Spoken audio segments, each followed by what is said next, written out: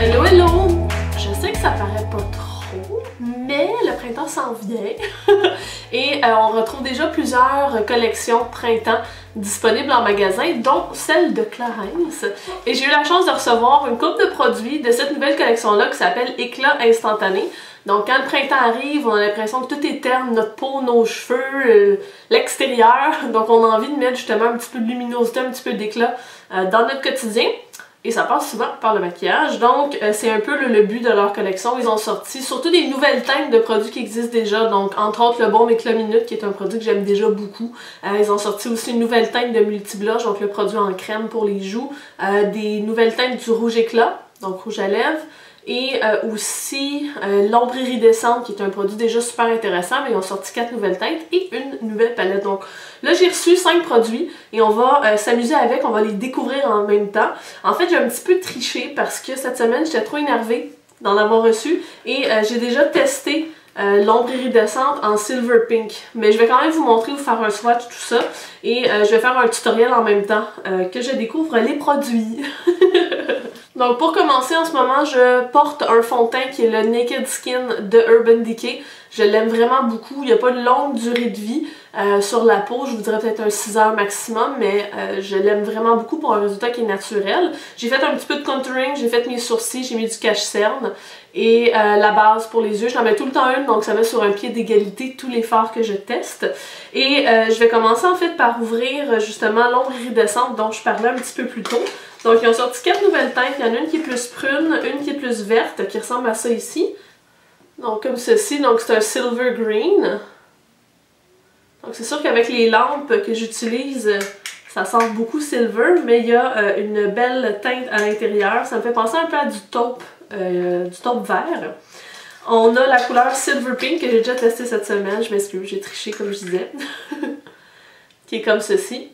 Qui fait un résultat super doux, c'est vraiment le fun, puis c'est le genre de produit qui va super bien pour appliquer au doigt. On fait juste en mettre un peu sur la paupière mobile, on dépasse un peu en haut, puis that's it, ça fait super joli. Donc là pour aujourd'hui, étant donné que la palette fait partie du lot, je vais commencer en regardant ce qu'il se trouve comme couleur dans la palette avant de faire un choix sur ce que je vais porter.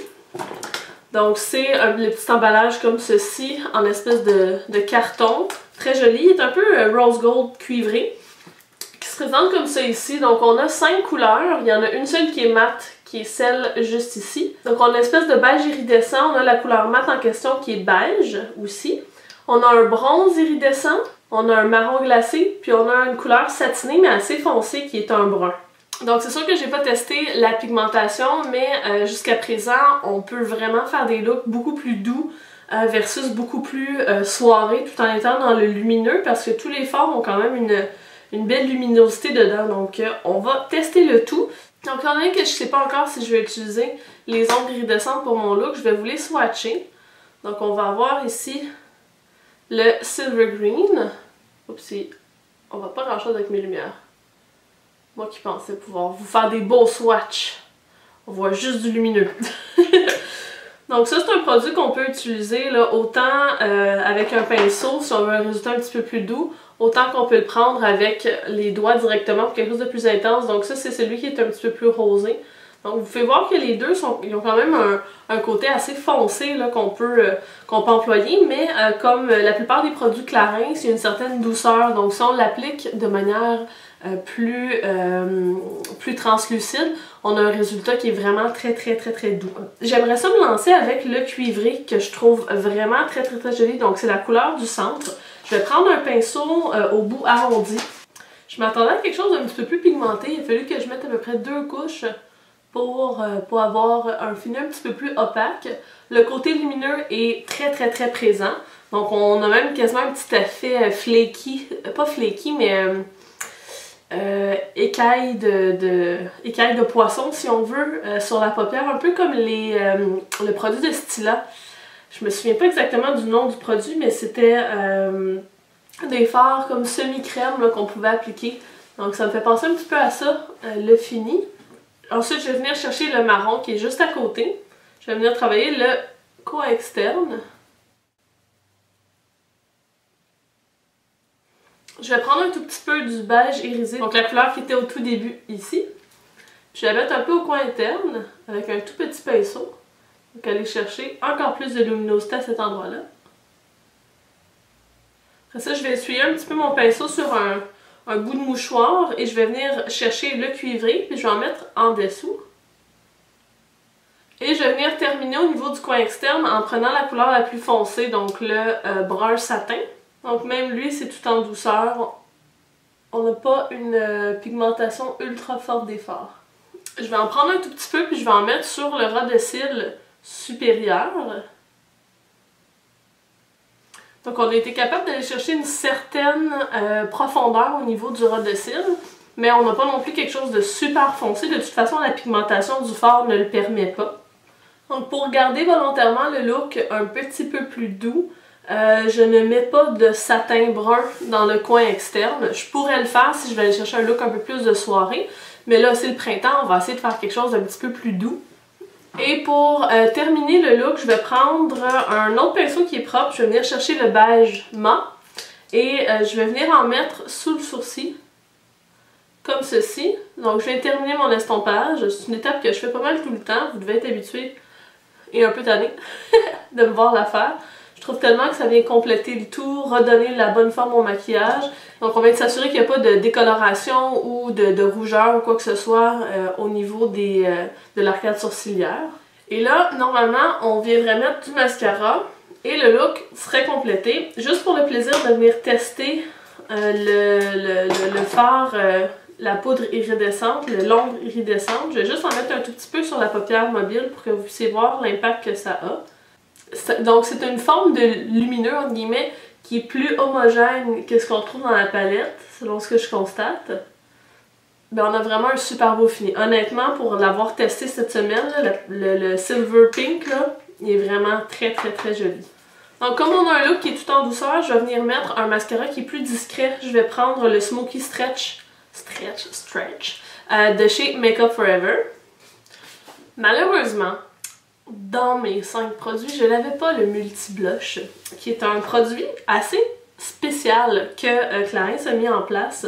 Mais dans une collection précédente, je ne sais pas si c'est au printemps dernier ou l'autre d'avant, ils ont sorti le même produit en fait et une couleur avec laquelle j'étais tombée en amour, c'était la couleur grenadine qui est pas mal plus vive que celle qui est sortie cette année. Celle cette année s'appelle Rose, fort jolie.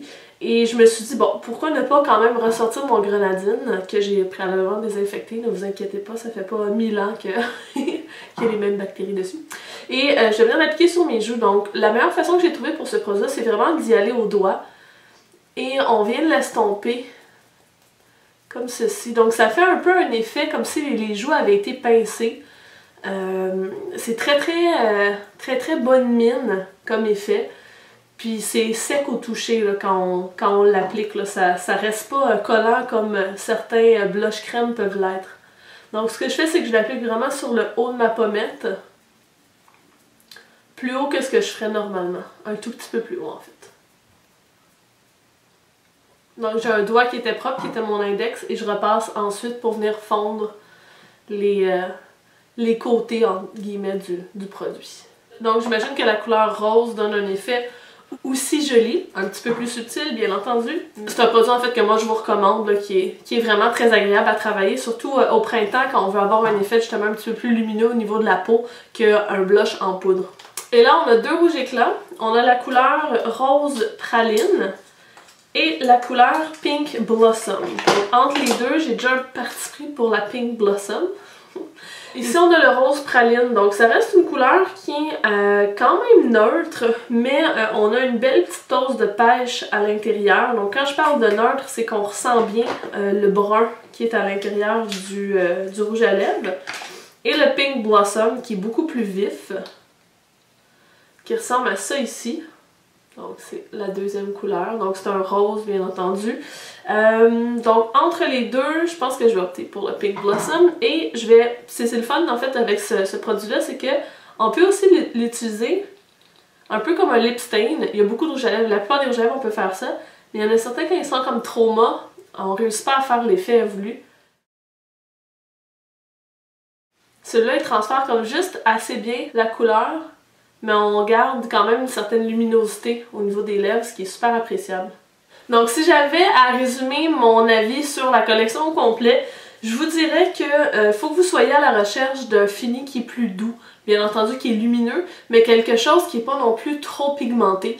On ne se retrouve pas là du comparatif à Urban Decay. Là. On a quelque chose de vraiment beaucoup plus délicat comme produit. J'aime énormément les ombres iridescentes et le multi-blush, puis la couleur Pink Blossom comme rouge à lèvres est superbe pour le printemps, et je l'aime autant appliquer délicatement, donc à peine en transparence, que vraiment beaucoup plus intensément. Donc pour la palette, étant donné que je suis plus fan des finis opaques plutôt que translucides, je passerais peut-être mon tour, mais overall c'est une palette qui permet quand même plusieurs intensités, ce qui est intéressant. Donc voilà, c'était à la découverte de. J'espère que la vidéo vous a plu. Dites-moi si jamais il y a un produit que vous pensez vous procurer. Donc je vous souhaite une bonne fin de journée, puis on va se voir dans une prochaine vidéo. Bye bye! Hello hello! Je profite de la petite neige qui est tombée hier pour me croire en hiver. Non, sans blague, j'avais envie de vous parler un peu de mes soins produits à la rescousse en hiver, parce que même si